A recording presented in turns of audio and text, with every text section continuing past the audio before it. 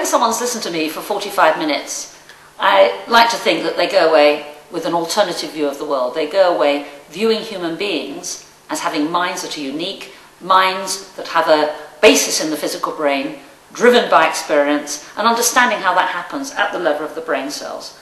Moreover, they can see how in the future goods and services, education, management, creativity, how people take risks, how all those issues that relate very much to what many companies are concerned with, how those things might be modified by the future.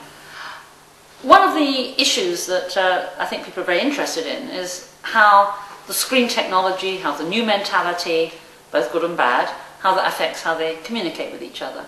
And I'm sure it must be different from people of the book. If you think about it, if you're spending 6 to 10 hours, not just in front of a screen, but also multitasking, the way you process what comes in and the way you marshal what goes out, given the plasticity of the brain, has to be different.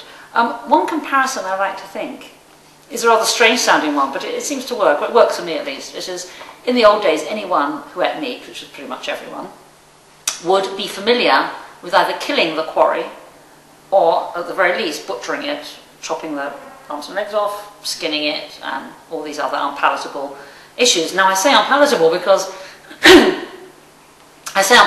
people in the 21st century, and indeed in the latter half of the 20th century, would have recoiled for the most part, even though they like eating meat, skinning, let's say, a rabbit and eating it.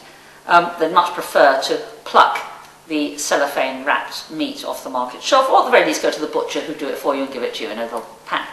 And when confronted with the prospect possibly of butchering their own meat, would say, oh, I couldn't do that, all that blood and skinning, and oh, that's gross, I couldn't do this. I do eat meat, but I find that gross. Now, I'm not entering here into an argument for vegetarianism, but I want to introduce it just as an analogy. In the old days, people communicated, as we still tend to do, face to face in real time. Now, that's a huge cognitive burden on a brain, because you are marshalling what comes in, which is input not just from the speech and what that means, but from pheromones, these sneaky chemical messengers that exude smells that either turn you on or off someone. You're processing body language.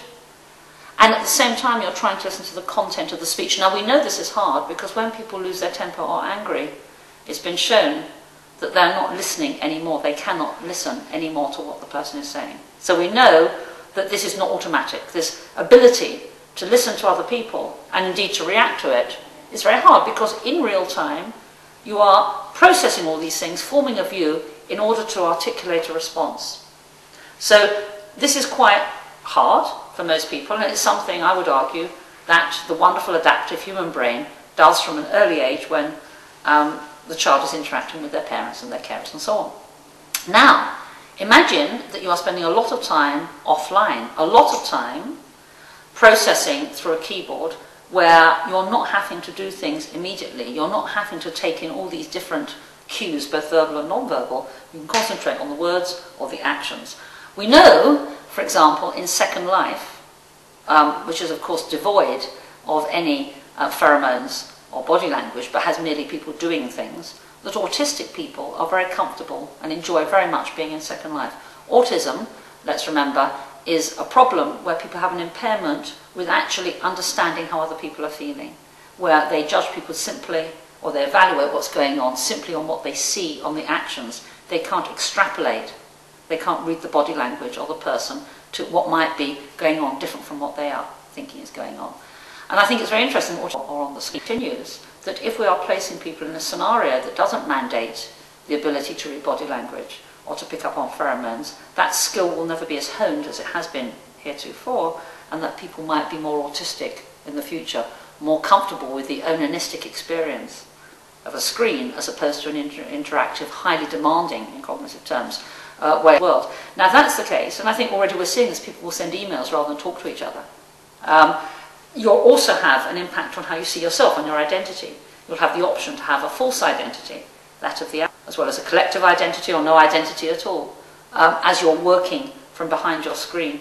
So I think that in the future, it depends on how one wants people to interact. There will be an increasing preference, I would predict, for people wanting to work offline, to have, quote, time to think, or to respond in writing so you have a paper trail, or to enable other people to have a record of what has passed. And laudable in business terms, though all these issues might be, that people have time to think and everyone's aware of what's going on, I think what the price one might pay for that is actually a certain spontaneity and a subtlety and a perspicacity, an intuition